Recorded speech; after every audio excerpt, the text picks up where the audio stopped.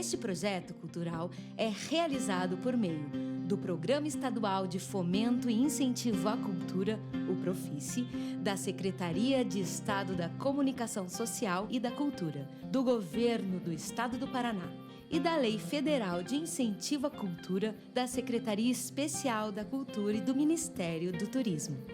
Patrocínio Master, Copel, Companhia Paranaense de Energia. Patrocínio Petrobras e Avan. Apoio institucional Prefeitura Municipal de Morretes. Instituto Mirtilo Trombini. Realização Gloriosa Produção Cultural, Secretaria Especial da Cultura e Ministério do Turismo. Bom, vamos começar a nossa mesa agora, com tranquilidade. Bom, eu sou Guilherme Gontijo Flores, eu sou professor. Eu vou pedir para cada um se apresentar como se sentir mais à vontade. Eu vou me apresentar para começar, já que eu estou aqui mediando a conversa. Eu sou a pessoa que não interessa na conversa. Eu sou professor ali na UFPR. A nossa mesa se chama Como Falar de uma Literatura do Litoral do Paraná. E nós temos 3 figuras aqui de 3 espaços diferentes, 3 literaturas que eu considero bastante diferentes no seu modo de construir, agir, nas suas políticas, mas que estão entrelaçadas por esse espaço aqui. Então, vou pedir para cada um se apresentar. Quer começar você, Zé Muniz? Pode ser, né? Boa noite, eu sou eu. Obrigado. Ia cumprimentar a Ju em Guarani, mas acabei de aprender que eu falo errado. Boa noite. Nhande... Jair, Ju, é meu intérprete, Jair me ensina errado. Ele me ensinou Nhande Carauju, mas ela falou que agora é à noite, é Nhande Petonde. Nhande Petonde. Eu sou Zé Muniz, eu sou de Guaraxaba, minha família é de uma comunidade chamada Barra de Ararapira, lá na divisa do Paraná com São Paulo, né? Desde o final da década de 1970, meu pai saiu de Ararapira para Guaraxaba. Eu sou nascido em Guaraxaba e me aventurando um pouco aí no território caiçara, Guaraxaba, morando em Paranaguá, na Ilha dos Valadares, né? Papai fresco há 3 dias aí, morrendo de vontade de ir para casa aí para ver a minha filhota, com a dor nas costas, 3 noites sem dormir aí. Mas é um grande prazer estar aqui hoje, poder compartilhar e vivenciar e aprender sempre um pouquinho mais aí da cultura que se desenvolve aqui no litoral paranaense, né? A gente ouve falar tanto de alguns aspectos da cultura caiçara, por exemplo, o fandango caiçara, está aí o grupo Mandiquera, que vai fazer o fandango depois, aí, mas penso também nessa parte da oralidade, que é um pouco da literatura, do que se tem aqui no nosso litoral, né? Relacionado aí a muitas vertentes aí da cultura dos nossos povos, né? A história, a oralidade, hoje sendo escrito também, né? Então, como é importante tudo isso, né? Então, de antemão, assim, estou bem feliz, assim, porque eu tenho visto alguns movimentos desses no litoral, né? Eu vi esses dias na TV que em Matinhos teve lá uma feira literária também, Pontal do Paraná com os concursos de literatura, agora o Flimo aqui em Morretes, assim, espaços fantásticos para a gente começar a dialogar, vivenciar, e como caiçara, estando nesse território, assim, agradeço mesmo que esses espaços comecem a abrir, assim, a participação das comunidades tradicionais. Estou bem feliz, assim, para mim é um grande prazer em estar aqui podendo falar um pouquinho do nosso trabalho com a cultura caiçara, mas ver também aqui representante dos povos guaranis, né? Então, assim, de parabéns aí, no que a gente puder estar contribuindo aí um pouco sobre o que a gente faz, é sempre um grande prazer. Obrigado.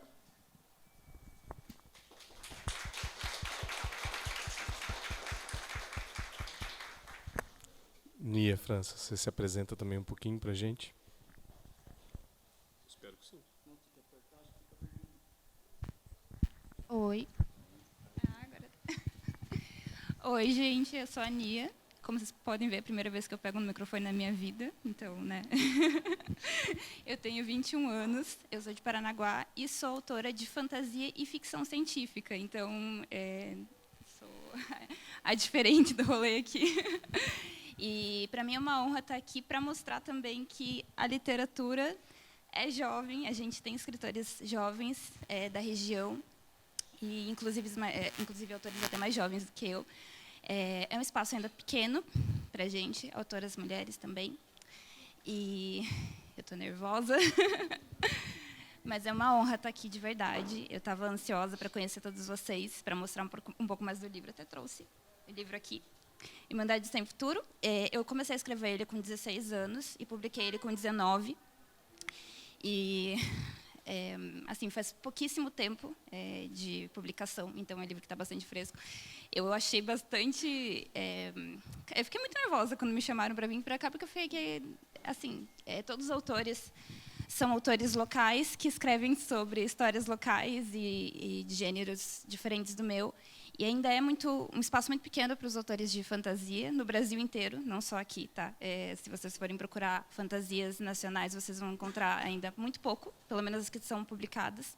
Então, é bom estar aqui para mostrar que existe esse ramo, que é um pouquinho independente, mas ele existe. E é isso. É um prazer.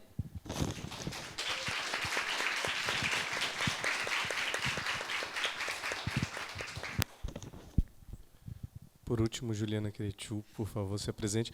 Dei para ela um pouquinho mais de tempo. O pessoal que já sabia, ela teve um contratempo, chegou um pouco mais em cima para poder respirar, tá tranquilo.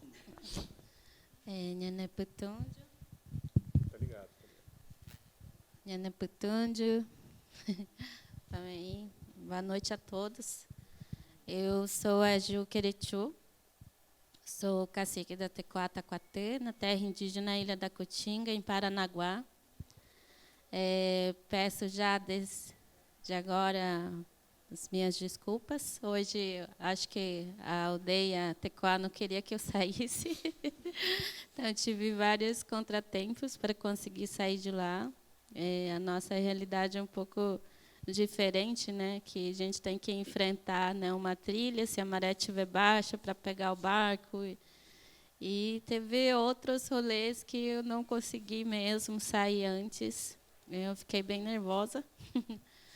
Mas, assim, eu fico muito feliz mesmo de ver, né, muitas pessoas, né, muitas carinhas interessadas, né, de ouvir, de ver essas realidades, de escutar essas realidades, que muitas das vezes a gente tem uma dificuldade muito grande, né, de conhecer o nosso próprio território, né, de escutar as histórias do nosso próprio povo. Então, é bem difícil, né? Mas, quando há esses espaços de convívio, de fala, né, de trocas, de escuta, a gente consegue, de fato, abrir, né? Eu sempre falo que o que eu trago nas minhas poesias, né, eu escrevo crônicas e poesias, eu venho muito...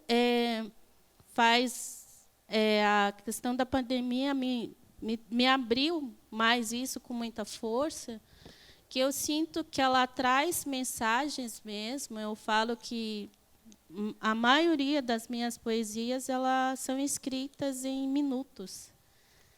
E são poesias grandes, né? Então, eu sempre falo que a questão de você conhecer o seu território, de você conhecer as pessoas que te cercam, de você conhecer e escutar, né, a história do seu povo, né, de conhecer de fato essa sua raiz, facilita.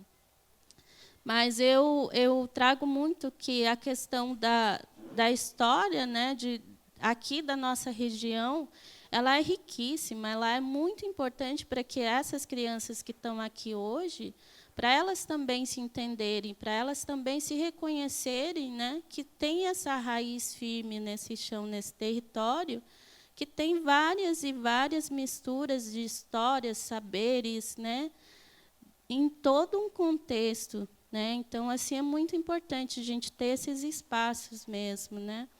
E eu, assim, como mulher, como cacique, como mãe, né, esposa, estar aqui, vir falar sobre a questão mesmo, que a literatura ela traz muita, ela tem um papel muito importante nesse país, nesse território, né?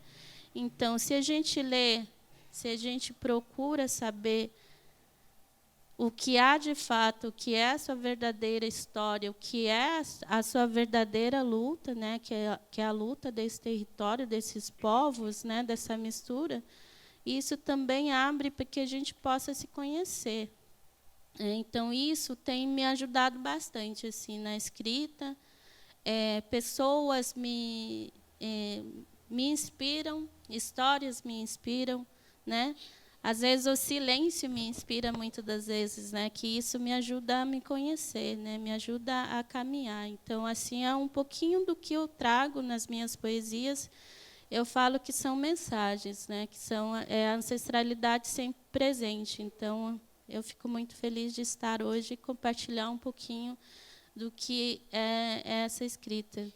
Eu trago a escrita, né, dentro da nossa cultura, dentro da fala e da escrita, a escrita, de fato, ela não existe, né? Não tem essa importância da fala, que é tão necessária. Então, as nossas histórias, né, a questão, né, desse processo de caminhada, do conhecimento do território, tudo isso é oralmente. Então, não há essa necessidade de ter uma escrita ou de ter algo físico, mas sim escutar, de guardar na memória. Então, eu estou indo agora, escrevendo um pouco mais a cada dia, mas eu falo que não só para a gente do povo guarani, dos povos originários, né, porque eu ando muito, eu trago muitas das vezes as poesias das lutas, né, que a gente está em Brasília, a gente está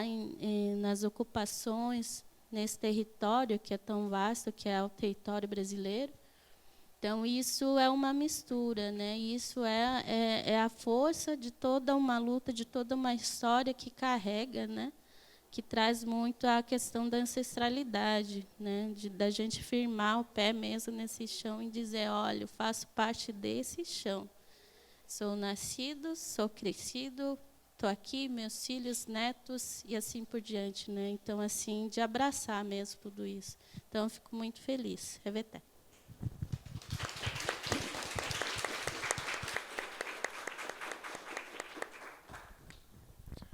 Bom, eu vou pegar um pouco um gancho de uma parte que a Juliana falou.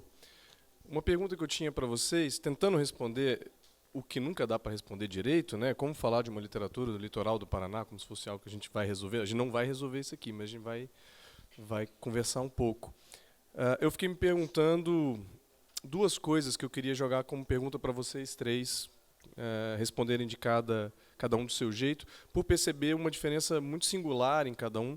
Fiquei me perguntando se a gente pode, essa é a primeira pergunta que eu me fiz, falar de uma literatura do litoral do Paraná, ou se talvez mais interessante seria falar das várias literaturas, na medida não só que são gêneros literários diferentes, ou que são espaços diferentes, mas que são realmente projetos de vida, modelos possíveis, que acontecem simultaneamente, por vezes em convívio, por vezes sem se ver, por vezes se vendo, em diálogo.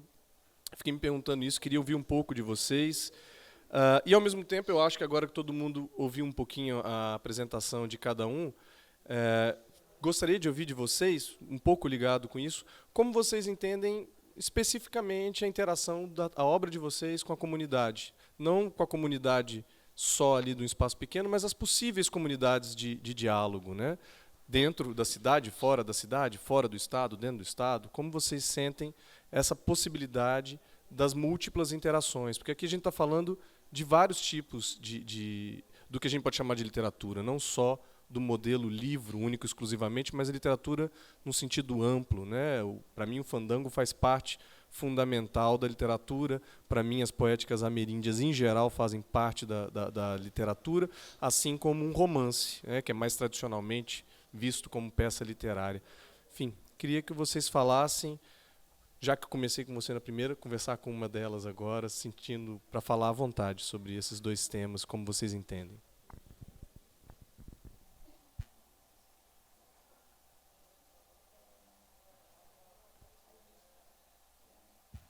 Oi.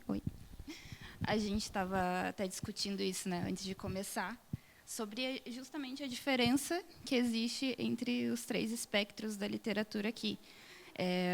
Eu vi, a literatura dela é bem regional, ela fala da vivência dela. E a minha, por exemplo, como eu comecei muito cedo, eu me baseei muito nas inspirações que eu tive, nas leituras que eu tive, né? A maioria das adolescentes, eu não sei se sou a única, mas a maioria começa lendo Harry Potter, começa lendo literatura norte-americana. E a gente tem muito disso para consumir. E quando a gente vai amadurecendo, a gente começa a descobrir outros tipos de literatura. Faz pouco tempo que eu comecei a ler livros nacionais. E parece assim, nossa, que vergonha, uma autora nacional que começou a ler pouco tempo livro nacional. Mas é tudo da fonte de onde você começa. E eu comecei a ler os livros norte-americanos, comecei a ler literatura britânica, e até o momento que eu falei, cara, eu quero conhecer um pouco mais do meu país, eu quero conhecer um pouco mais dos autores que são meus colegas de trabalho, das pessoas daqui. E comecei a conhecer. E eu descobri, pasmem, que a literatura nacional não é um gênero. Existem vários livros dentro da literatura nacional. A gente tem poetas, a gente tem romancistas, a gente tem cronistas, a gente tem pessoas de São Paulo que contam da vivência de São Paulo, a gente tem pessoas do Nordeste que misturam ficção científica com temas regionais do Nordeste. Eu, inclusive, tenho uma amiga, do nada indicando aqui, mas, enfim, eu tenho uma amiga que ela escreve sobre literatura nordestina, com temas da cultura do folclore nordestino, e mistura com a fantasia. Isso é uma coisa muito legal. E como eu comecei assim, eu tenho essa vivência de escritora da internet. Eu comecei a escrever textos e postar na internet. E antes eu nem usava meu nome, usava pseudônimo, porque para mim era, caramba, eu escrevo, o que as pessoas vão pensar de mim, elas vão querer ler.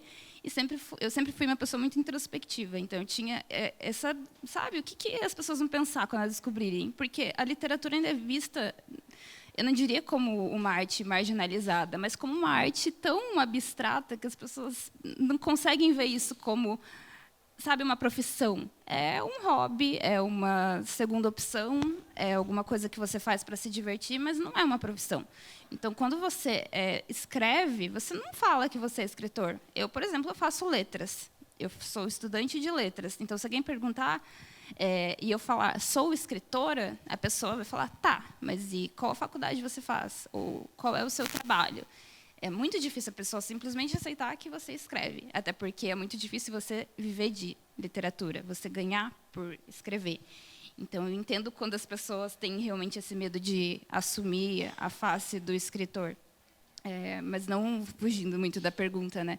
Nós somos 3 escritores diferentes que vêm de lugares parecidos. Eu não sei se todos são da mesma cidade, mas são todos da região. Então, a vivência cultural é a mesma. E mesmo tendo a mesma vivência cultural, a gente escreve coisas diferentes. E isso é muito interessante de se ver para a gente ter uma visão ampla do que é a literatura regional daqui, que não são as mesmas pessoas que vão escrever as mesmas coisas e que a gente pode consumir. Às vezes, não gosto do tipo de escrita que você faz ou que ele faz, mas tem outras, sabe? A gente não tem que colocar a literatura nacional numa caixinha, porque ela é bem mais do que isso. Pode acreditar. Eu falo isso com uma pessoa que também começou a conhecer conteúdo de fora e até chegar no conteúdo nacional. E a nossa literatura é muito rica, de verdade. É isso.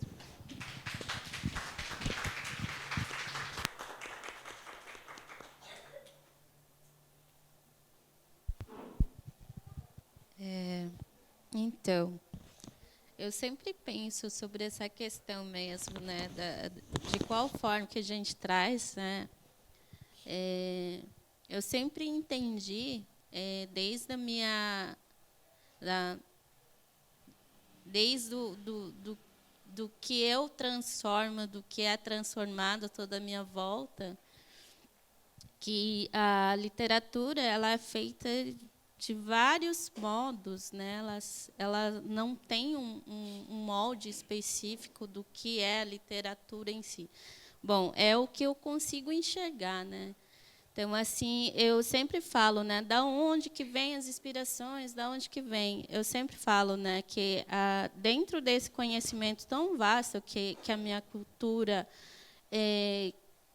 tem tão firmado, né, através dos mais velhos, através, né, da minha mãe, da minha avó, da minha bisavó, que ela trazia muito, né, essa percepção dela, mesmo que eu não pude conhecer a minha bisavó, mas através da minha avó eu consegui ter uma visão dela, né?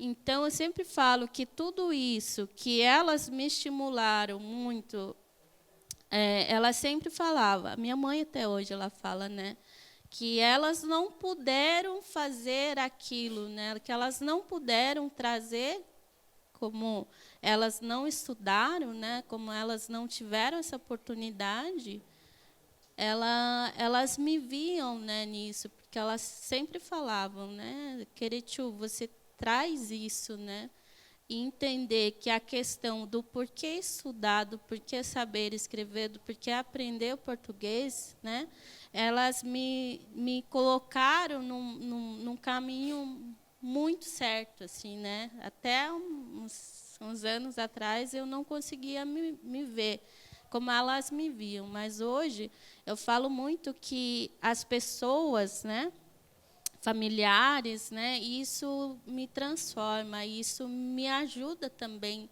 na escrita, isso me ajuda, né, cada palavra, cada estímulo.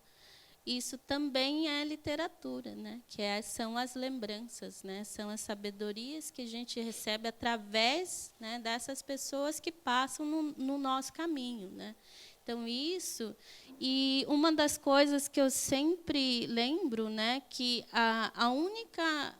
o único livrozinho que eu tinha de escritores, de um escritor indígena específico, que me estimulou, quando eu tinha uns 11 anos, por aí, que eu consegui entender, me ver, de fato, quem era eu, quando eu fui numa biblioteca de uma escola pública que não era indígena, mas fora, que eu cheguei lá para eu ler, né, fazer um trabalho, e eu fui fuçar todos os livros que tinha, só que eu não conseguia me ver nesses livros, né? Quem era eu que estava ali, né? Eu era a única indígena estudando nessa escola, que era gigante, e eu fui numa biblioteca, que era gigante também, e eu fiquei perdida. E daí fui fuçando e achei um único livro, que era do Daniel Munduruku, de escritor, que eu falei, então é isso, né? Eu acabei, né, levando esse livro para casa, eu li bastante, reli, assim por diante, eu fui criando esse interesse. Ali eu consegui me ver quem era, né, Ju Querechu, né, do porquê que estava ali, né. Então isso eu sempre trago, né, que o nosso saber, né, vem muito dessas misturas, né, de saberes, de aprendizado, de convívio, né, de escuta. Então a literatura é feita dessas trocas, né, para a gente através dela conhecer outros mundos, de conhecer outras histórias.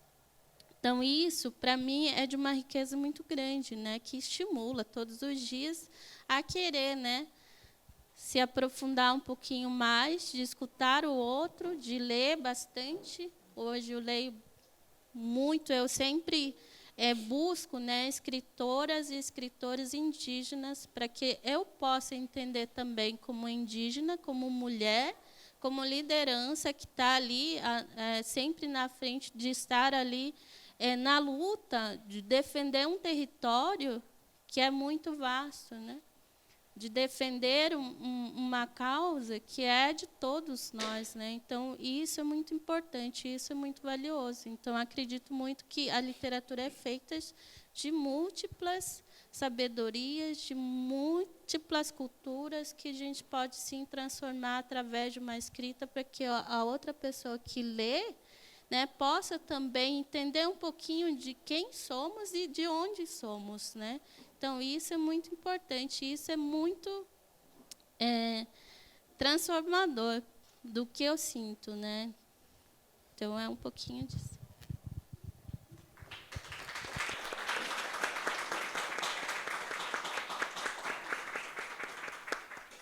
Eu acho fantástico ouvi-la, Ju, porque eu penso muita coisa um pouco nesse sentido. Eu acho que a grande palavra-chave para mim é a responsabilidade cultural, né, em que eu me encontro assim. Recebo já há algum tempo alguns convites para falar sobre algumas coisas que a gente escreve, e desde o primeiro convite fico me perguntando, eu sou um escritor, um autor, então? Não me considero. E aí vem exatamente nessa mesma condição que a Ju coloca, né? Por quê? Infelizmente, semana passada, lá na comunidade de Utinga, a dona Corá, com mais de 90 anos, faleceu. Aquela, sim, era uma grande autora da vida. Aquela senhora que fazia uns benzimentos, aquela parteira. Só para vocês terem uma ideia, eu tinha uma conversa que tive com a dona Corá. Filha, nós ia lá, fazia a roçada, fazia a queimada do mato para plantar e ia embora. Daí, fez a queimada e deixou o fogo lá, dona Corá. Fazia a reza em casa, apagava o fogo lá. Como assim que se faz uma reza em casa e apaga o fogo lá? Dona Corá nunca foi reconhecida como uma autora, nunca se passou na cabeça de ninguém que ela estivesse numa mesa de literatura. E aí comecei a me questionar isso também. Papai terminou o ensino fundamental, encontrei umas caixas lá em casa com um monte de folhas amareladas das coisas que ele escrevia sobre a vida dele, uma cronologia da história do mundo. Assim, mas como é que papai, em tese, quase analfabeto, assim, tinha todo esse conhecimento? Tem umas folhas agora de 1970 lá, as cantigas de fandango, umas cantigas do terço cantado. Falei, em 1970 ele estava se preocupando em registrar umas coisas que ele aprendia com o pai, com o avô, né? Lá na Barra da Ararapira, tio Santiro, também falecido, tinha um pouco dessa preocupação, escreveu lá no seu caderninho o tempo e o vento. Todo dia ele ia olhar a barra, olhava o vento, olhava as mudanças da maré. Tio Rubens também escreveu lá a história da Barra da Ararapira, as lembranças dele sobre... Falei, essas pessoas, há muitos anos atrás, estavam preocupadas em deixar alguma coisa escrita, alguma coisa registrada daquilo que eles já vinham recebendo de informação dos seus antepassados, dos seus parentes, ali daquele meio, né? E eu acho muito disso a responsabilidade que eu, neste mundo de hoje, com um pouco de conhecimento, com um pouco de tecnologia que a gente tem, de também estar encontrando formas e meios de estar repassando isso. Então, ainda me questiono muito, mas eu escrevo alguma coisa minha? Não, eu escrevo coisas da minha cultura, coisas que eu aprendi com meu pai, coisas que eu ouvi com meu avô, que eu vi, que eu vivi, em vários outros lugares, né? Lembrando que Dona Genésia, há 80 anos, 77 partes, estava comentando ali, gente, eu inventei de marcar uma entrevista com a Dona Genésia, e de repente que eu vi, eu de um lado da mesa, a Dona Genésia é uma senhora, já com 70 e poucos anos lá, conversando sobre parto, né? Falei, meu Deus, o que eu vou perguntar para essa mulher? E assim, como é que a gente vai desenvolver isso, né? Aí gravei, meia hora depois que eu saí, ela foi lá na minha barraca, devolve aquela fita, filho, eu não queria falar. Falei, mas Dona Genésia do céu. Aí eu não sei, eu não quero que as pessoas saibam, mas é a coisa da oralidade, né? Falei, Dona Genésia, eu não vou publicar nada, vou ficar, depois ela faleceu, dei até uma cópia para a neta dela, quando eu fui dar aula numa escolinha, dei aula para a neta dela. Falei, olha só que coisa bacana, né? E assim, Dona Genésia morreu, uma biblioteca inteira foi embora, né? Dona Corá morreu, uma biblioteca inteira foi embora. E quanto que nós estamos, assim, deixando essas coisas passar, porque a gente acha que a literatura são só aquelas coisas que estão lá na biblioteca, são só, na última mesa, algumas pessoas ainda questionaram, mas nós somos, assim, da era do livro físico. Eu falei, eu não tenho livro físico, não tenho dinheiro para isso, não tem produção para isso, a gente escreve, né? E publica algumas coisas em PDF, né? E aí já pega um pouco o gancho da segunda pergunta, com todo respeito, eu não quero que as coisas que eu escrevo vá para Curitiba ou vá para outro lugar, eu quero que as coisas que eu escrevo vá para as ilhas, que as escolas do campo tenham, que as escolas usem. Aí como fazer essas coisas chegar lá? Nós não temos, né? Tem que amadurecer muito para pensar nesse outro tipo de literatura, né? Nesses outros autores. Seu João Amadeu, em Guaraqueçaba, um certo dia ele parou assim, eu vou escrever sobre a minha memória. Gente, ele está no 5º manuscrito dele, lá deve ser umas coisas assim, escrevendo todo dia. Lá em 22 de setembro de 1956. Como é que pode? Um homem desse nunca vai ser o imortal da academia. Então, a gente precisa repensar essas coisas, dar um passo atrás e repensar o que é essa literatura, né? Ótimo, temos essa da academia, dos físicos impressos, todos conhecemos, mas nós temos aqui uma especificidade muito maior que a sabedoria que está no dia a dia, na oralidade dos nossos mestres, né? E a gente repassa isso está muito vivo. Aurélio está aí que, no meio das mentiras dele, ele cria músicas, é a literatura, gente. O que é a moda que ele cria? Ele é o dia a dia, a vivência, as histórias, as sacanagens, as brincadeiras, escreve e o povo canta. E isso se mantém, né? E teve um autor que falou já na década de 80 que o caiçara está perdendo a criatividade. Nós perdemos muito, porque antigamente todo mundo criava música, só que ninguém escrevia, né? Hoje nós estamos se reaprendendo, nós precisamos escrever hoje, né? Precisamos escrever porque a gente está em outro mundo assim que precisa da escrita. Outro dia fomos num podcast, gente, nem sabia o que de acho era isso, mas hoje é isso, né? Vamos lá contar história no podcast, então. E aí surgem os editais e não sei o quê, vamos repassar essas histórias. Então, a gente traz, acredito, muito disso do que é repassado, do que se vive nas comunidades, né? Por isso mesmo, me coloco apenas com a responsabilidade de estar vivendo nesse mundo, e penso muito na responsabilidade do meu pai, porque meu avô não deixou nada escrito, mas meu pai deixou uns manuscritos lá. Quando eu cheguei com um gravadorzinho, em 1996, que eu comecei a pesquisar fandango para uma peça de teatro, uma semana depois ele veio com um livretinho assim, com 36 páginas. Filho, você estava procurando uma música, eu fiz uma música aqui para você. 36 páginas assim, de modas de fandango da cabeça dele. Assim. E ali brotou muitas outras coisas. Então, essas pessoas são grandes escritores, grandes autores, grandes poetas, né? Fandangueiros, aí criam modas e criam músicas, né? Só que não são imortais, não estão na literatura. Acredito que a gente precisa repensar um pouco dessa especificidade. Não sei nem se precisa também, não precisa mesmo. Outro dia, seu Miguel, Miguel Mangá chegou para mim, rapaz, você não escreve aquela moda que vocês cantaram para mim, que eu não sei? Eu achei isso fantástico, um senhor já com 200 e não sei quantos anos, pedir para eu escrever uma moda para ele, porque ele não conhece. Falei, mas nós estamos invertendo um pouco isso, né? Nós que fazíamos isso, ouvíamos, escutávamos, e para escrever moda para ele, né? Bacana um pouco disso, sabe? Como há essa necessidade dessa troca, né? Ao mesmo tempo, vejo essa grande importância. Escreve livros e a gente vê muito lançamento de livro e está aqui vários caiçaras aí. Quantos livros sobre nós, quantos filmes sobre nós foram feitos, escritos, e a gente não conhece e nunca veio para a comunidade, né? É uma coisa que a gente vem mudando há algum tempo e agora a gente precisa dar esse passo para trás mesmo. Vamos escrever para o nosso povo. Eu não quero escrever para ninguém comprar em Curitiba nem em São Paulo. Eu quero escrever para ter na escola do Superagui, eu quero escrever para ter na escolinha da Barra da Ararapira, porque essas histórias são desse povo. Alguém viveu, alguém contou, eu só tenho a responsabilidade hoje nesse mundo de dar uma adaptada, colocar umas mentirinhas ali no meio e arruma aquilo, né? Então, vejo muito disso. Nós temos assim, uma responsabilidade com a nossa cultura. Estamos vivendo um mundo assim, bem utilizando o que eu fico pensando agora, o que as novas gerações vão usar disso, de que forma elas vão se apropriar disso e repassar isso também, né? Mas a responsabilidade que a gente tem não como autores, não como vendedores, não como expositores em feiras, mas como levar essa história que a gente tem da nossa comunidade para que essas gerações da comunidade também saibam, também vivenciem e também se apropriem dela para estar criando novas formas de repassar e manter ela viva, né?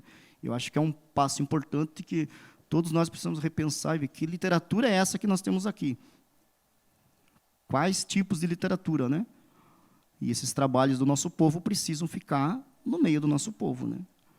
Eu acredito que precisamos puxar a orelha de alguns, mas por outros assim estão de parabéns, porque a gente está começando a entender. Já é fruto de uma resistência de anos que vem sendo construída. Ei, vai lançar um livro de fandango? Vai lançar na comunidade, leva lá. Precisa estar lá, né? O que a gente tem escrito aí de artigos e teses e não sei o quê, né? Eu conheci Dona Corá nesse sentido, assim, ia lá escrever um artigo sobre Dona Corá. Ela morreu, a gente fiquei triste porque não escrevi esse artigo da Dona Corá. Tinha até título, assim, Dona Corá, a coragem. E não deu, não foi. Mas precisa viver isso, precisa ter esse retorno, precisa estar lá. E aí pensar de que forma isso vai ser importante para a comunidade, né? É o que eu mais penso hoje. Eu só consigo escrever umas coisas, coloco em PDF, lança, mas como é que uma escola lá na Barra da Ararapira, que não tem nem energia elétrica, vai se apropriar disso? E esses são os nossos desafios. Não vão se apropriar ainda, não tem como. Como fazer para eles se apropriarem disso que a gente vai lá, que a gente vive, que a gente tem, né? E a escola precisa olhar isso também. A escola precisa valorizar isso. Trabalho em escola há muitos anos aí, nunca vi ninguém da terra ir lá falar sobre a literatura, né? Vai lá na biblioteca, pega um livro lá. Estou numa escola agora que a gente vai fazer a feira literária também em novembro. Fiquei super feliz que um grupinho escolheu lá meu pé de laranja lima. E não passou 2 dias, desistiram. Foram para... acho que é Alice no País das Maravilhas, assim. Mas chegaram a olhar o meu pé de laranja lima, né? E aí me pergunto disso, né? Temos autores aqui do litoral, temos coisas escritas por aqui, mas será que um dia alguém vai olhar para um autor de Paranaguá ou na escola e escolhi esse livro aqui para falar na feira literária, né? São grandes desafios para todos nós, educadores, para caiçaras, para agentes, produtores culturais, né? Olhar que literatura é essa e que contribuição eu estou dando com essa literatura para a minha comunidade e para o meu povo, né? Eu acho que o que vem depois, por fora, é resultado, é consequência, mas o que a gente espera é lá, porque o tempo mudou, muita coisa passou. Eu acho que eu sou muito feliz porque meu pai escreveu muita coisa, assim, pensando em deixar alguma coisa registrado. Mas Dona Corá não escreveu nada, Dona Genésia não escreveu nada, e a gente vai perdendo, cada dia que passa, bibliotecas, assim, grandes autores, grandes pessoas que viveram assim grandes coisas da nossa cultura. E estamos perdendo bastante coisa. Então, assim, repensar o que é essa literatura e para que a gente quer essa literatura. Um pouco é isso.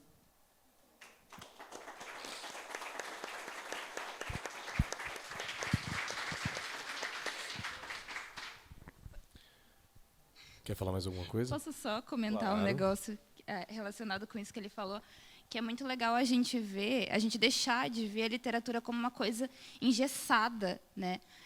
Muita gente que faz literatura é analfabeta, muita gente que faz literatura não escreve de fato, sabe? E realmente, quando uma pessoa morre, isso foi uma coisa muito interessante. Quando uma pessoa morre, a gente está perdendo uma biblioteca. Eu conheço casos de pessoas, histórias de romance que nunca foram escritas, não de uma forma para ser publicada, mas um casal separou e um ficou em um estado, fica no outro e eles se comunicam por cartas. E isso é uma história de amor, entendeu? Isso é um romance. Então, é bem legal a gente começar a ver a literatura de outras formas e conhecer as pessoas mesmo, né, por trás disso. Isso é muito bacana.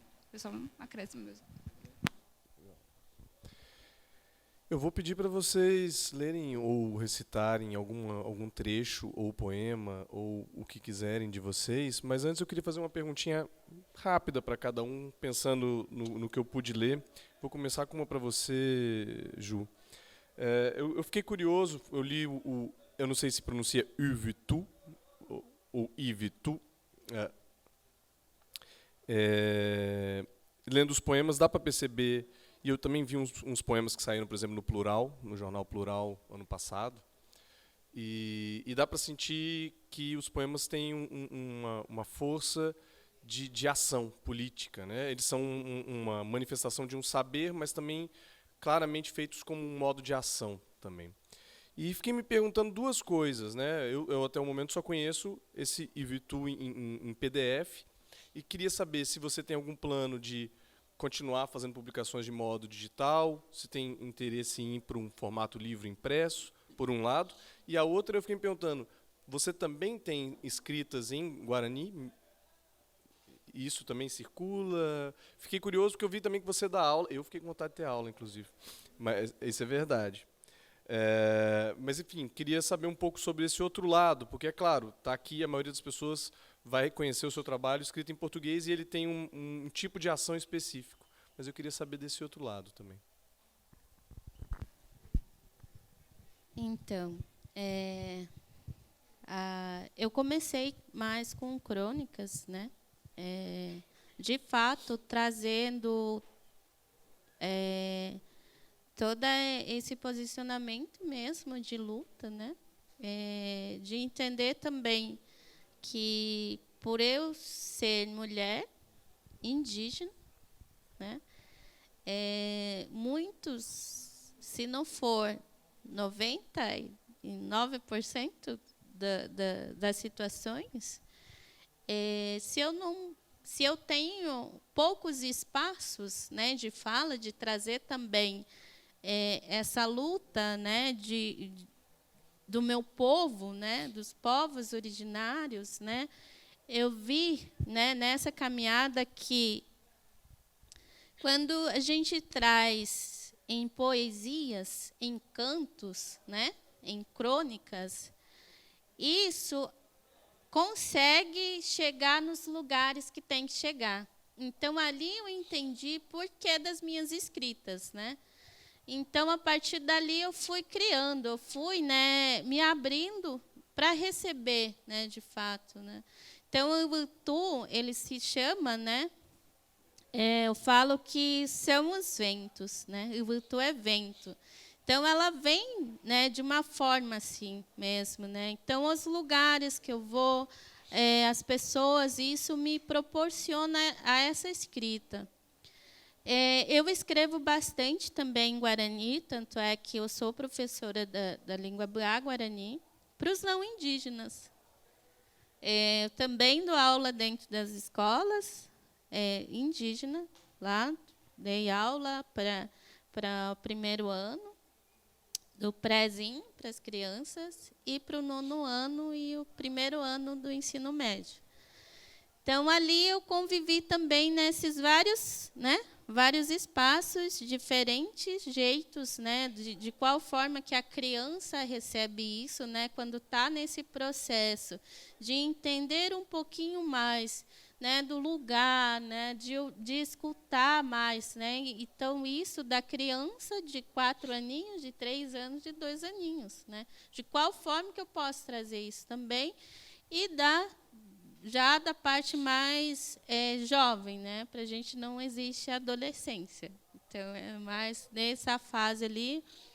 Então, isso, eu vejo muito que quando a gente é dentro das escolas, né? Das salas de aulas e tal, é de uma forma, mas quando a gente traz para esse mundo que não é ali dentro das nossas comunidades, né?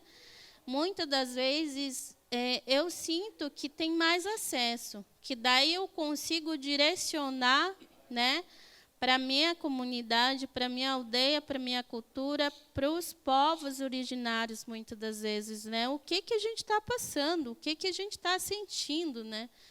Então, assim, hoje, as minhas escritas, elas são mais compartilhadas, né, de uma forma mais digital. Eu tenho Instagram que eu posto lá as minhas poesias. Alguns jornais postam, né, por interesse de saber, hoje a gente está no mês de abril, o que você tem de escrita? Então, a gente vai, né, ocupando esses espaços, né, que muitas das vezes não teria esses espaços, a não ser através da escrita, né? Então, isso, eu vejo essas diferenças. Mas eu tenho interesse, sim, bem como o Zé trouxe, né? Porque eu sei do quanto é tão necessário a gente ter, né, de qual forma eu, como escritora, eu que trago também, né, toda esse reconhecimento, esse conhecimento da minha cultura, do meu território, do meu povo, de qual forma que eu posso trazer isso não só para as nossas crianças, lá das nossas aldeias, mas também das nossas crianças aqui do nosso território, não indígenas, como que eles vão conseguir se entender, como que eles vão entender que aqui no território deles há essas aldeias indígenas, que há comunidades tradicionais, que há, né, uma riqueza muito grande, que ele pode, sim, olhar para o seu território e não olhar lá para fora, que a gente está tão acostumado, né? Então, trazer um pouquinho da fala de mais uma escritora, que é a doutora Miriam Cretu, que é a primeira médica, né, indígena, reconhecida, que hoje trabalha em Curitiba, que trabalhou aqui com a gente também, que ela fala bem assim, que o povo brasileiro, que nós aqui, né, os não indígenas, tem que, sim, se olhar onde ele está pisando, e não olhar para o outro lado do oceano. Né? Então, assim, se entender mesmo como um povo, de entender o seu lugar, de quem somos. Né? Quando a gente tem esse primeiro momento da gente se perguntar, né, quem sou eu? Né? E o principal de tudo, quem éramos lá atrás? Né? Então, isso é bem importante, gente, né, que eu trago isso também nas minhas poesias. E, assim, eu trago muito essa fala, esses gritos mesmo, de muitas das vezes de falar, ei, a gente está aqui. Essas comunidades estão aqui, né? E a gente está passando por isso, a gente está vendo isso tudo acontecer, né? Então, eu vejo que é muito importante, eu vejo que é muito transformador isso. Se eu não consigo acessar os espaços, né, de muitas das vezes que eu não poderia de outras formas, de trazer a luta, né, de trazer essa voz mesmo, que a nossa história é apagada cotidianamente, todos os dias. Né? O indígena, hoje, ela só existe nos livros didáticos escritos por não indígenas, que conta a minha história que aconteceu há 500 e poucos anos atrás. Então, fora isso, não existo. Mas eu trago essa outra visão, essa outra percepção que a minha cultura, que os meus avós, que os meus bisavós trazem, né? que a gente é uma ponta desse fio que está lá na ancestralidade. Então, isso é muito transformador.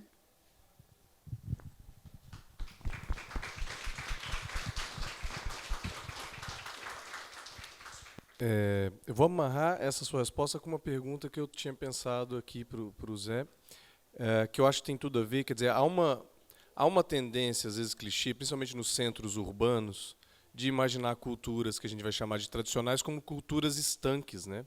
Então pensa o mundo indígena como um mundo do passado e não como um mundo do presente. Muitas vezes faz-se o mesmo com uma cultura como a caiçara, né? Vê como se fosse algo enrijecido e não móvel.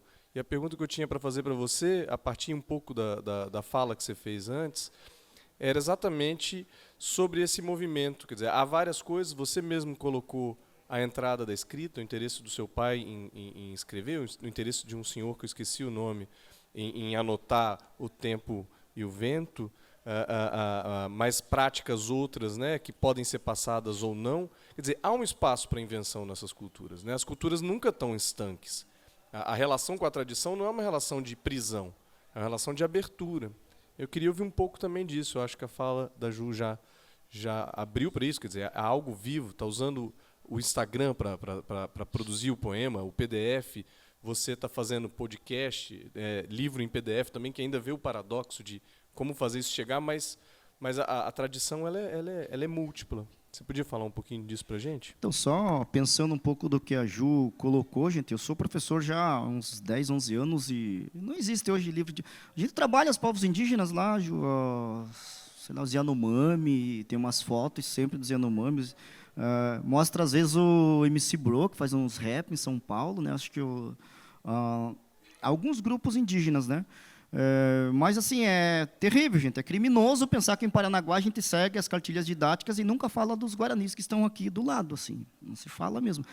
E não tenha dúvida que todas as escolas, lá no dia 19 de abril, vão falar dos povos indígenas, vão fazer tinta guache lá aqui no rosto e vão colocar uma peninha de EVA e vão fazer... Pronto, é homenagem aos povos... Final de tarde, na saída da escola, é fantástico. Todos os aluninhos lá com a peninha de EVA e com a carinha pintada. E pronto, nós trabalhamos. Eu dou aula na pedagogia, nos últimos anos da pedagogia, gente, é pior ainda saber quando a gente pega assim, alunos que já passaram 3, 4 anos e não sabem que existem outras possibilidades de trabalhar essa questão. Não, o índio é só dia 19 de abril lá.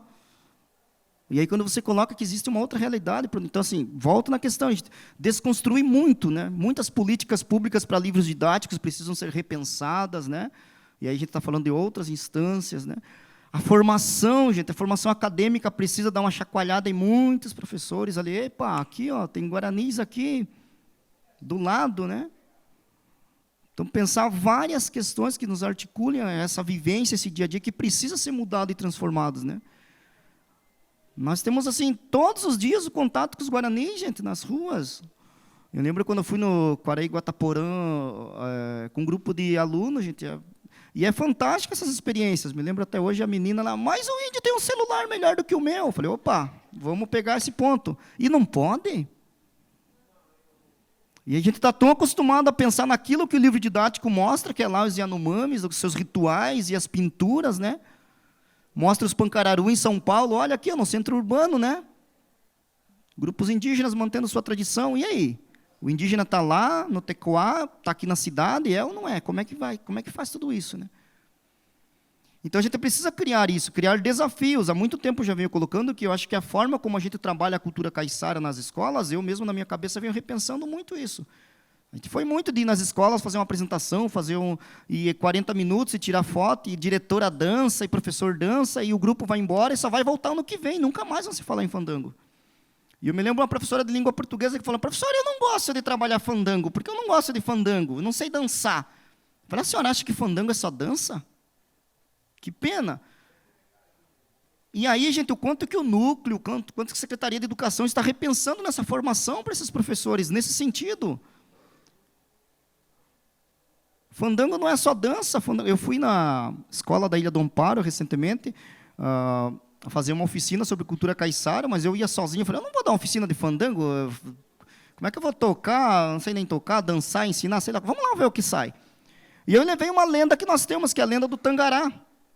E aí nós publicamos um material lá chamado Voando pela Cultura, com a lenda dos tangarás. E lembro que agora eu tenho até um artesão lá do Morato, esculpiu uns tangarás. A gente chega com um tangará, coloca na mesa, conhece esse passarinho? A gente olha assim, o que aconteceu? Assim, destruíram minha oficina, tinha preparado uma coisinha bonitinha. A senhora que trabalha, estava fazendo a merenda dos alunos, ela falou, eu conheço a história do tangará, na janela da cozinha, assim. Aí eu fui lá, chamei ela, que história que a senhora conhece? Pronto, a literatura estava ali, ó. Daí eu vi minha função, assim, eu não fui dar oficina, não fui ensinar, eu só fui lá para fazer ela lembrar do tangará, e ela contou para os alunos a história do tangará. E assim, fantástico para mim aquela experiência, porque a tia de um aluno passou no caminho e falou, aquela lá que foi seguir os tangarás no mato, e a mulher já olhou assustada, eu. E aí nós desenvolvemos todo um trabalho em cima de uma lenda, de uma história local, porque a senhora que trabalhava na cozinha sabia, porque a tia da aluna também sabia, e é isso. Então assim, nós trabalhamos fandango nesse ponto, gente. Aí como fazer isso agora? Pegamos um quadro lá e escrevemos uma moda do tangará. E aí volta na questão, como isso flui, como isso acontece nessas comunidades. Então, assim, é o profissional, é a responsabilidade de repensar esses modos. Com um giz e um quadrinho ali, escrever uma moda. Fantástico. Última oportunidade que tivemos agora na Isupar, Zeca e Miguel foram lá conosco e fizemos a mesma coisa. A pergunta foi, o que vocês querem ver aqui? Nós queremos ver fandango. Não vai ter fandango nenhum se vocês não participarem. Nós vamos escrever um fandango junto. Como é que escreve um fandango? É uma música? Fala uma palavra. Foi desenvolvendo, pronto. Não deu 5 minutos, gente, Zeca e Miguel estavam cantando o verso de fandango que os alunos criaram. Mas não vai ter bate-pé? Não, quer ver bate-pé? Vai no baile. Quer aprender a dançar? Vai no baile. Tem grupos ali, só atravessar a ponte. Então, assim, esses espaços, né, e uma das coisas que nós colocamos, gente, teve um evento lá na Isupar, em que nós levamos a Juliana, por exemplo. Nós precisamos abrir a universidade precisa que os guaranis vão lá. Pela primeira vez, Zeca com Miguel, precisa ir lá. E precisa acontecer o inverso também. Falei, gente, pelo amor de Deus, atravesse a ponte. Zeca mora ali do ladinho da ponte. Então, às vezes, Zeca não precisa vir na universidade, a universidade precisa ir lá, esses saberes, esse conhecimento precisa estar vivo, né?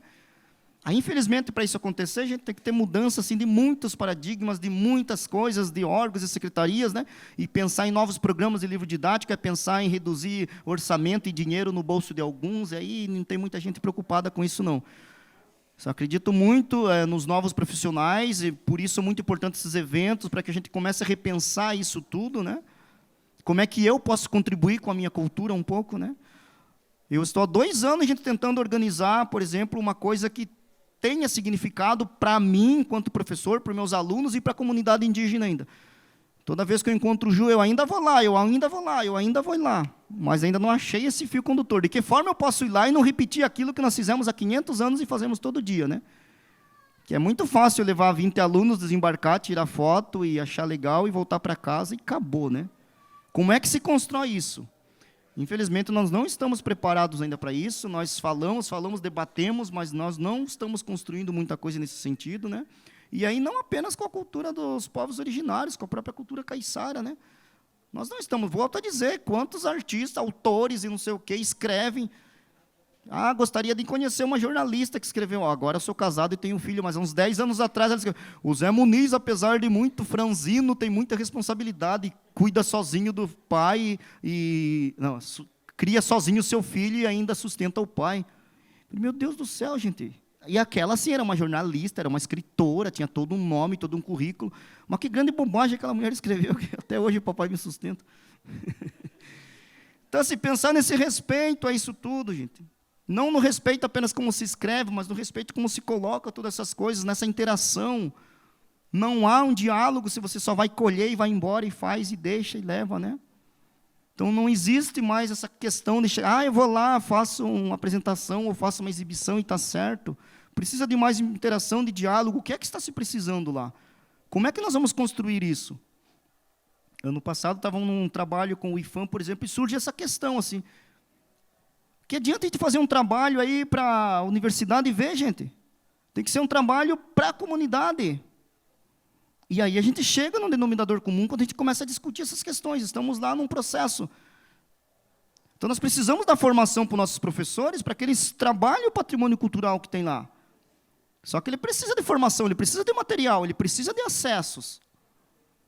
E aí a realidade que vocês que trabalham na educação devem de saber, né?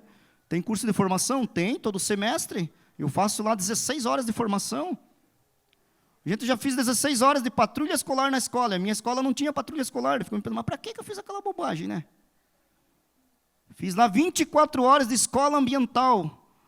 24 horas de curso. A minha escola não foi contemplada. Mas para quê? Por outro lado, a gente tem ali uma riqueza enorme na nossa comunidade que não chega nessa escola. A escola do campo, por exemplo, que por lei precisa estar trabalhando isso, não faz. Então, nós temos muitos problemas, desde a formação dos professores, desde as próprias políticas públicas para a educação, a política do livro didático, etc., etc. Eu vou para a escola do campo, por exemplo, resumindo e concluindo, né, para trabalhar na minha área, as ciências humanas. Eu chego lá, ciências humanas, tá? Deve trabalhar a cultura local. Chega lá, tem um livro de história, um livro de geografia, que da cultura local não tem nada, né? Então, assim, como fazer? É isso? Pensar isso? O direito desses povos garantidos? Não tem direito garantido nenhum. Tem uma coisa bonita que aparentemente está lá. Agora, só vai se transformar se realmente a gente pisar nesses espinhos aí e começar a dar chute na canela de alguém, né? Está vindo aí em outubro novas oportunidades de dar chute na canela de alguém. Então, se vai mudar alguma coisa, a gente precisa se incomodar. Senão, a gente vai ficar muitos anos fazendo conversas e conversas, dizendo que as coisas parecem estar bonitas e não estão, né? Então, pensar novos desafios, né? Entender que a gente precisa ter material, ter formação. Não adianta você estar lá na universidade ou na escola falando de fandango se você não conhece o fandango. Vai ler dois capítulos sobre os indígenas e os Yanomami, mas nunca vai falar dos guaranis que estão ali. Então, assim, quando que a gente vai acordar para esses desafios que se apresentam para nós, né? Enquanto professor, eu tenho muitos desafios, enquanto caiçara, eu tenho muitos desafios, e cada desafio que cada um de vocês tem, de que forma vão contribuir?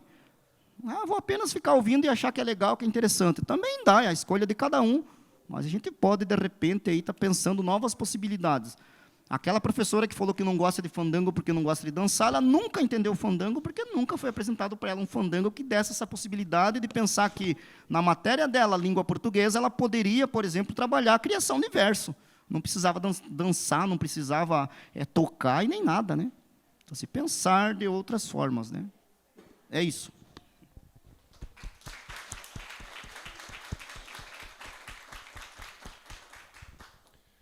Niel, a última pergunta vai para você, que é uma coisa que me interessou bastante. A gente conversou um pouquinho antes da mesa começar. Aqui é uma local, a mesa sobre conversa de literatura local, mas você estreou com um romance que é localizado em Londres, dos anos 70, no ambiente punk, que tem como pano de fundo o pensamento sobre magia do caos. Quer dizer, tem um projeto cosmopolita que eu acho muito interessante, porque também escapa de um outro lugar comum, muito urbano, que é de achar que não é quase proibir, né? Assim como se proíbe a ideia de que um Guarani possa... Porque tem um celular, como se fosse isso, né? Está no passado, tem que viver um passado estanque. Também tem um certo, por vezes, a visão de que o local só poderia falar do local. Ele pode e deve, mas ele não é uma obrigação. E você foi por um outro caminho.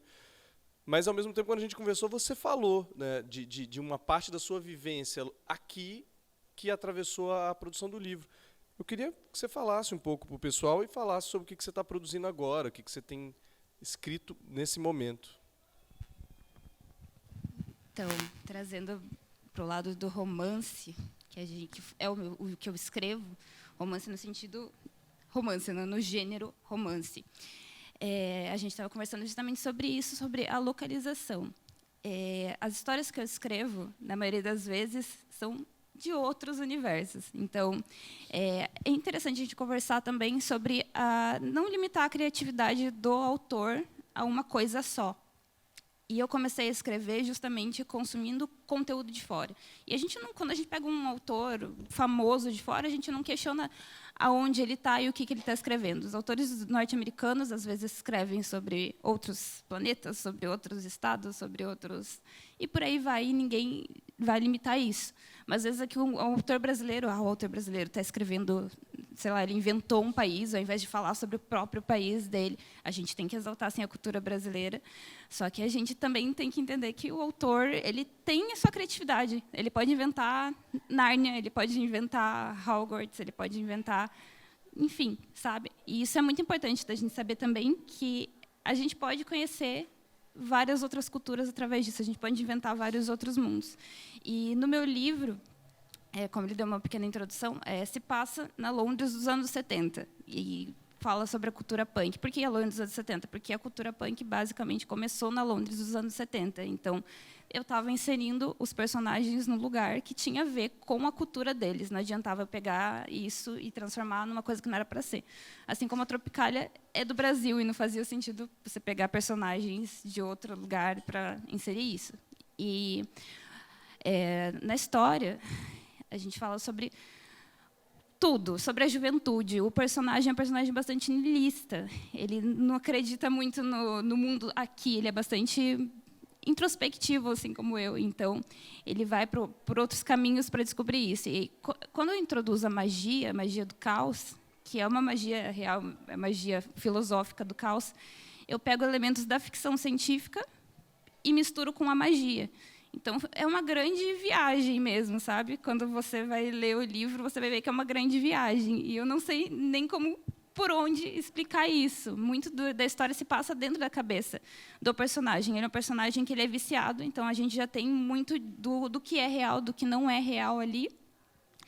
E também mistura com esse mundo fictício que está criado. A gente pode falar Londres, mas não é exatamente a Londres real. Eu nunca estive na Londres real, eu não posso falar isso. É uma Londres que eu inventei. É uma Londres que está na cabeça dele.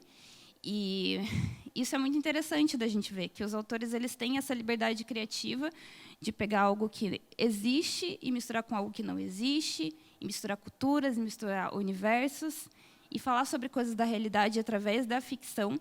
Eu até não sei se eu posso ler um trechinho de uma coisa, misturar aqui, que você falou que é para ler no final. Pode. E eu queria introduzir, eu acho que vai... A última pergunta já está sendo para você, então se você já quiser encerrar lendo o trecho, acho ótimo. Então, eu acho que eu vou misturar um pouquinho das perguntas, porque vai dar para vocês entenderem um pouquinho melhor. Eu não tenho um poema, não sou poeta, então também não posso ler um pouquinho do meu trecho do romance, porque vai ficar muito desconexo. Então, eu vou pegar um trechinho do que eu escrevi como nota de autor, para ler para vocês, para contextualizar um pouquinho disso. Só um minutinho.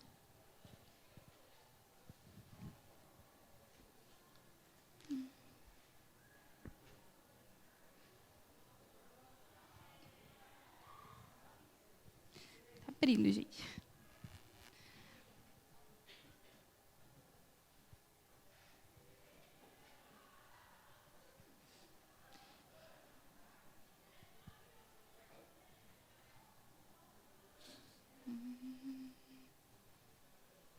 Acorda, Aurélio. Tá dormindo aí, rapaz. Você tá na frente ainda, tá dormindo aí. Tô pensando que se fosse eu no lugar dela, eu já tava chamando a Mari. Mari, aqui, ó, meu... Então, né, não tá abrindo. Eu tô com um livro aqui, mas eu queria ler aqui porque é mais fácil. Ó, vou ler um trechinho da nota de autor que está no final do livro, tá?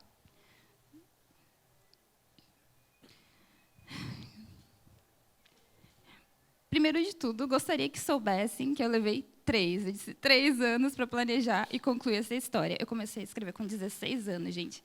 Então, a minha escrita era bastante diferente, e era bastante pessoal, e ainda é bastante pessoal. E eu gosto de ler, eu não gosto de mudar isso, porque é a forma que eu pensava e é a forma que eu escrevia.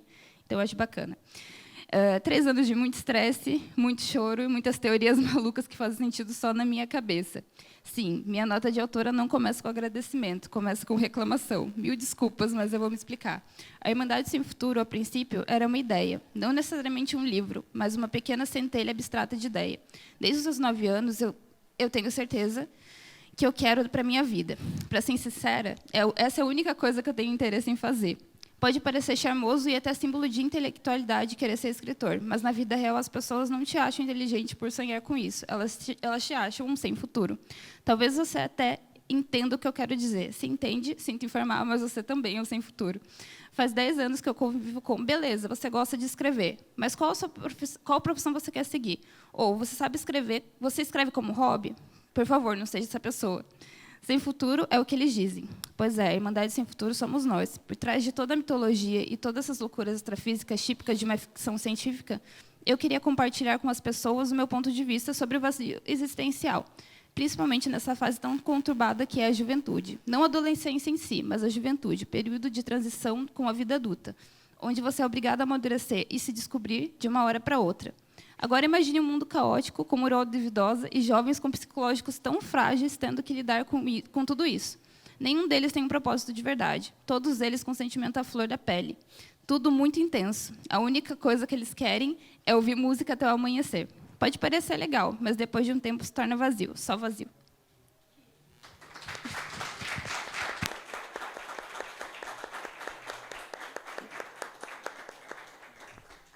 Obrigado, Nia. Zé, você lê um e a gente termina com a Ju depois. Hello, Google.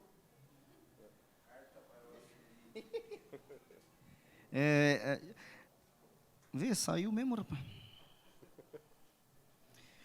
Gente, uma das coisas que a gente fez recentemente é um material chamado Falas do Mar e do Mato, uma espécie de dicionário caiçara, que inclusive tem a colaboração de vários caiçaras de todo o nosso território, desde Rio de Janeiro, São Paulo, aqui no Paraná, Santa Catarina. Bem no primeiro ano da pandemia, assim, estava com aquele amontoado de palavras, de coisas assim, que a gente vai recolhendo e conversando com as pessoas e anotando, né? Um trabalho que o próprio Aurélio já tinha começado ali na Ilha dos Valadares, o Leonardo lá em Tibicanga, São Miguel escreveram ali dicionário Tambatura, Sacro de Tambarutacra, Tambatura, coisa lá. E aí, assim, a ideia de colocar um pouco disso, existem alguns dicionários no litoral de São Paulo, né?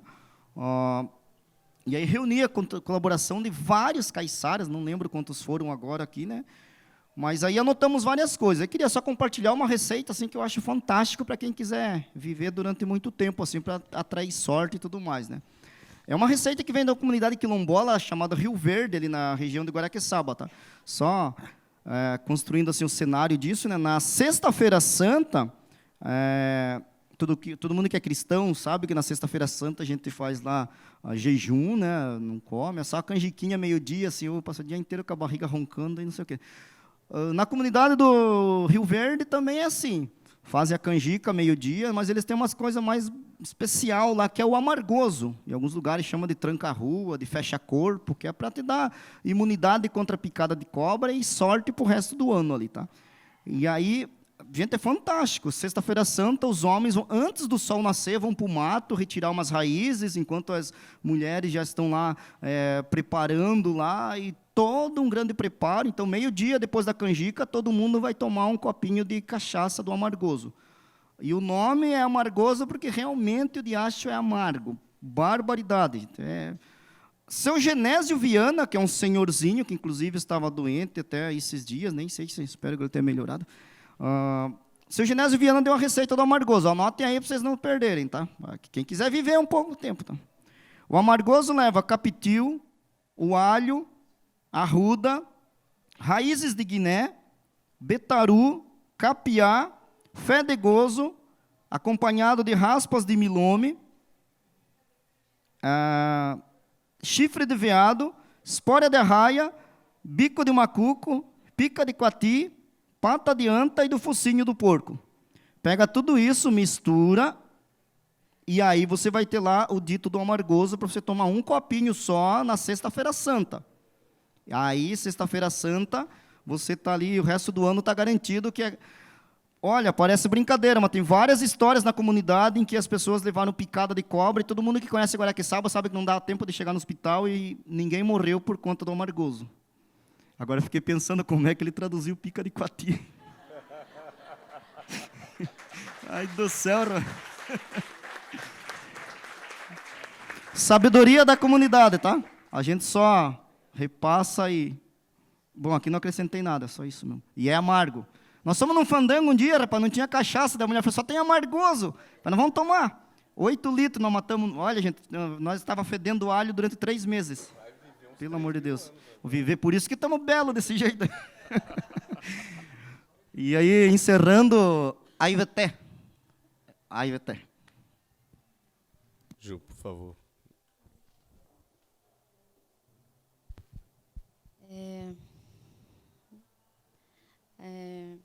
Terminar com uma poesia mesmo. Não lembro se esse eu mandei para vocês, mas eu acho que não. Essa poesia ela me veio muito dentro do barco de muitas viagens que a gente faz, né? Faça chuva ou faça sol, a gente tem que estar ali, né? Ainda mais eu, que muitas das vezes eu faço essas viagens de barco da Ilha da Cotinga para Paranaguá. E umas dessas viagens, a chuva, me veio essa poesia. Fui escrevendo já nessa caminhada mesmo, assim. Então, ela chama chuva, o pulsar das águas. Chuva que vem para lavar. Lavar meu corpo, lavar minha alma. Lavar o chão. Lavar o suor de corpos cansados de lutar. Traga alento às almas que estão a todos e a todas acalentando. Chuva, chove em mim, chove em ti, chove em nós. Chuva, chuva, a chuva. Chuva, o pulsar das águas, águas claras, puras, frias. Chuvas para clarear, chuva para purificar. Chuva para o frescor da minha alma. Chuvas, o acalento que vem dos céus, o acalento das almas tão sofridas à espera do pulsar da vida. Chuva, o pulsar das águas, se transforma em vida. Águas claras em mim, clareia em nós. Pura essência da vida. Reflexos da força que está em todos nós. Águas que está em mim, águas que estão em ti, águas que estão em tudo. Conectar as águas sagradas do existir, as águas que estão caindo dos céus. Águas que pulsa o acalento de vidas. Águas claras, clareou minha alma. Águas claras, refletiu a luz divina em nós. Águas somos nós somos chuvas. Águas sagradas do existir aos tempos infinito. Águas das chuvas, o pulsar do coração, o pulsar da minha alma. Chove em mim, chove em ti, chove em nós. Águas.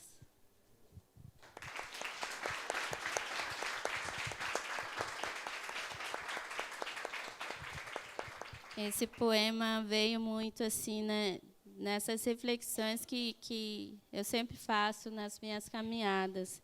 E quando eu observei mesmo a chuva, né, que estava caindo forte e a gente estava num barco sem a coberta e tal. E na hora assim me veio muito a fala, né, da minha avó. Ela está muito presente mesmo, que ela não esteja mais em corpo físico, mas ela está sempre presente nessas pequenas lembranças de falas que eu conseguia, né, que eu consigo buscar. Então, esse poema ela veio nessa ligação, que eu estava num barco com muita chuva, e, ao mesmo tempo, eu consegui lembrar a fala dela do quanto é importante as chuvas para a gente, né? Do quanto é importante. Ela contava a história dos significados da chuva para a gente. Ela contava, né, do quanto é necessário a gente observar a chuva, do quanto é tão necessário a gente saber da importância da chuva, das tempestades, né? Ela sempre falava, nós somos a tempestade, nós somos a calmaria, nós somos chuva e sol. Então, isso me veio assim bastante forte, então essa poesia veio muito também através, né, baseada nessas falas, nessas contações de histórias que ela trazia, do significado e da importância da chuva para o nosso existir, né, do Nhanderecó, que é o nosso jeito de ser do povo guarani. Então, isso é muito forte, né? Então, eu espero que tenha acessado um pouquinho aí também essas lembranças. Reveté.